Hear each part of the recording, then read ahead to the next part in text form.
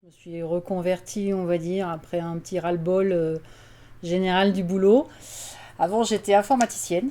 Bon, après, je voulais faire ça, hein. C'était quelque chose qui me passionnait particulièrement. Le livre, ça a toujours été quelque chose qui me plaisait beaucoup.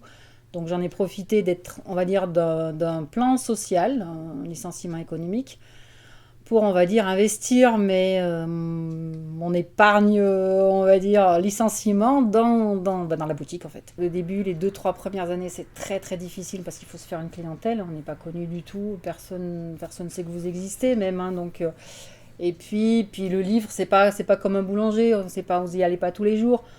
Donc, c'est long. La clientèle, elle est très longue à venir et être vraiment fidèle. Et puis la patatras, on va dire, la mauvaise année, alors là, on sait pas bien. Alors au mois de mars, on l'a pas trop mal pris. Moi, au mois de mars, je l'ai pas trop mal pris. Je me suis dit, allez, c'est un mauvais moment passé. Tant pis, on va dire que c'est des vacances qui sont un peu longues, hein, qui sont pas payées, on va dire, mais qui sont un petit peu longues. Et on va en profiter pour faire autre chose, pour faire ce qu'on n'a pas l'habitude de faire parce qu'on n'a pas forcément le temps, parce que ça prend énormément de temps. On va dire un commerce, vous prend énormément de temps. Et au retour du confinement, c'est vrai que les clients étaient là, parce que c'est un petit peu l'appréhension. Au départ, on se dit, est-ce qu'on va les retrouver quand on va revenir? Est-ce qu'ils nous auront pas oubliés? Est-ce qu'ils n'auront pas pris de mauvaises habitudes en termes de consommation, hein? On a tous en tête des gros méchants d'Internet.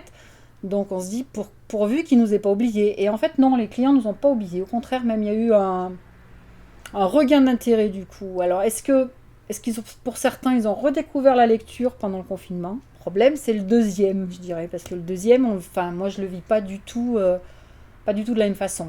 Autant le premier, on se dit c'est un mauvais moment à passer et puis ça va aller. Autant là, on a l'impression qu'on n'en verra jamais le bout. Et puis bon, en plus c'est la plus mauvaise des périodes qui pouvaient nous arriver, hein. Au mois de mars, ça reste dans des mois qui sont moyens, les mois de mars au printemps. Mais là, c'est les meilleurs mois de l'année, c'est les prix littéraires, c'est Noël qui arrive, c'est là où nous on fait réellement notre chiffre, quoi. Donc là, on est d'autant plus inquiet, quoi. Le premier confinement, le click and collect, je l'avais pas mis en place parce que c'était beaucoup plus compliqué. Je l'avais fait au cas par cas pour des clients qui m'avaient appelé en disant ce que vous voyez passer en stock, donc je le faisais sur le stock. Et là, le deuxième confinement, on a dit non, on peut pas continuer comme ça, on peut pas juste faire que ça. Donc du coup, là par contre, effectivement, comme le confinement n'est pas le même, hein, soyons clairs, donc les fournisseurs continuent de travailler, les transporteurs travaillent normalement. Donc là, du coup, on a mis en place le click and collect, si je puis dire, même si réellement c'est pas du click and collect, hein, parce que moi j'ai pas de site. Donc les gens commandent effectivement, mais ils me commandent par tous les moyens qu'ils peuvent trouver, hein. Donc que ce soit par téléphone, que ce soit par mail, que ce soit par l'intermédiaire de Facebook, par Messenger. J'ai des fois des commandes sur ma boîte vocale, voilà, j'ai des commandes par courrier, enfin, j'ai toutes les possibilités envisageables. Et là, je ne vous cache pas que là, ça devient très très compliqué. Parce que même si le chiffre d'affaires a chuté énormément, je ne sais pas, il faudra voir à la fin du mois ce que ça va donner, mais on est plutôt sur un quart d'activité par rapport à un normal. Le travail que ça vous demande est énorme parce qu'il faut vérifier tous les médias à chaque fois, il faut répondre aux clients parce que les clients veulent connaître le prix, ils veulent connaître si c'est dispo avant de commander. Donc des fois vous passez 3 4 mails avant même d'avoir la commande, quoi. Donc c'est très très très chronophage. J'ai l'impression de faire que de l'administratif, de pas faire autre chose qu'être derrière mon ordinateur. Et en gros, je sais pas, je suis une opératrice de saisie, je suis plus une libraire, quoi. Je vérifie si c'est disponible, je réponds aux clients, quand ils me valident la commande, je la commande. C'est très très lourd. On espère déjà que ça va réouvrir au 1er décembre, hein. C'est déjà le. Parce que fonctionner comme ça en période de Noël, mais je m'en sens même pas capable, honnêtement. C'est épuisant, c'est terrible, quoi. C'est vraiment terrible. Et puis, bon, même les gens, d'habitude, Noël, c'est festif. Noël, c'est festif. Vous voyez, on choisit le paquet cadeau, on se fait plaisir quelque part. Et bien là, cette année, j'ai pas fait mes commandes de Noël. J'ai pas commandé mon papier cadeau. Je suis vraiment pas dans le. Je suis pas du tout dans l'esprit, quoi. J'ai beaucoup de mal à me lancer. On peut pas imaginer que ça puisse s'arrêter, même c'est pas possible. Enfin, non seulement ce serait un échec perso, mais voilà, enfin, c'est terrible parce que c'est notre bébé. Hein, vu ce qu'on investit dedans, se dire que ça va s'arrêter, c'est pas possible. Puis bon, il y a les clients aussi. Il y a les clients qui vous motivent en permanence. Ils disent, ah non, non, attention, il faut tenir, machin. Donc ça, c'est positif et ça nous encourage on va dire, à garder un peu d'optimisme. Hein.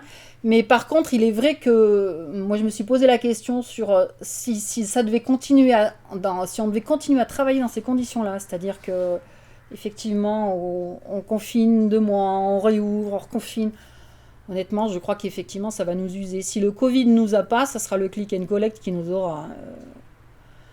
C'est-à-dire le présenter comme une solution d'avenir, pour vous, c'est pas acceptable? Non, c'est pas acceptable. Alors après, il faut que je vois aussi, parce qu'effectivement, on nous a promis des aides pour la numérisation et tout ce qui s'ensuit. Donc il faut que je vois effectivement si c'est possible, si c'est en termes de coûts envisageable aussi, hein, parce que faire juste un site, vitrine, ça sert à rien. Il faut que ça soit un site réellement marchand si on veut que ça fonctionne. Si on veut que ça nous libère justement de tout cet administratif et toute cette gestion. Parce que c'est ça le but du jeu, c'est que ça nous libère cette gestion-là. Là. Parce que moi, j'ai quand même 8000 références. Hein. C'est pas le genre de choses que vous pouvez mettre à jour à la mimine. Quoi. Tous les soirs, entrer vos articles que vous avez vendus ou sortir les articles que vous avez vendus, c'est pas possible. Il faut quand même que ça soit un minimum automatisé. Quoi. Est-ce qu'on est venu vous voir en vous disant comment ça se passe? Est-ce que vous avez besoin d'aide? Est-ce que vous avez senti là qu'il y avait une mobilisation? À part la mobilisation client. C'est moins évident, effectivement. On a quand même l'impression que c'est nous qui souvent faisons les démarches et les recherches en question. Non, on ne peut pas dire qu'on a vu grand monde pour l'instant. Moi, je vous dis, j'ai eu un coup de fil de la chambre de commerce en me demandant de les rappeler, mais c'est tout ce que... Après, le reste, c'est des communications qu'on voit passer, hein. Soit par l'intermédiaire on va dire de la télé, soit par l'intermédiaire de mails, parce qu'effectivement, mais on n'a souvent pas les infos, hein, il faut aller vraiment les piocher, les infos. Hein. C'est pareil, c'est quelque chose qu'on vit très mal, ce genre de terme essentiel, non essentiel, parce qu'on se rend bien compte que l'essentiel, on n'a pas tous la même conception de l'essentiel. Hein, moi, effectivement, si j'ai fait ce boulot, c'est que j'estime que le livre, il est essentiel pour moi, hein, donc je pense qu'il l'est pour beaucoup de gens aussi. Mais quand on voit certaines autres boutiques qui peuvent rester ouvertes alors que vous êtes fermées, je ne vais pas les citer, mais enfin il y a des boutiques de boui-boui, si je puis dire, où vous achetez des babioles, des gadgets, et ceux-là sont ouverts, et vous, on vous dit, non, c'est pas essentiel le livre. Ouais, non, on n'est pas d'accord sur les termes, ça c'est clair. Hein. Je suis quand même assez positive, parce que c'est vrai que le premier confinement, il a plutôt eu un effet positif, c'est-à-dire que moi je m'étais vraiment attendue à ce que les gens se retournent du coup vers tout ce qui était Internet, hein, et ça a été plutôt l'inverse. Alors le deuxième, je peux pas vous dire comment il va fonctionner, parce que je suis pas médium, donc est-ce que ça sera pareil, ou est-ce que du coup, comme il y a la proximité de Noël, les gens ils auront pas envie d'attendre, ils auront trop peur d'attendre. Ça, je peux pas le dire, mais le premier confinement a plutôt eu un effet positif. Les gens sont revenus vers nous en disant, effectivement, moi, il est hors de question que je commande sur tel site ou tel site, je préfère passer par vous. Donc, c'était plutôt positif, c'était plutôt bien. Donc, il faut garder quand même un petit brin d'espoir.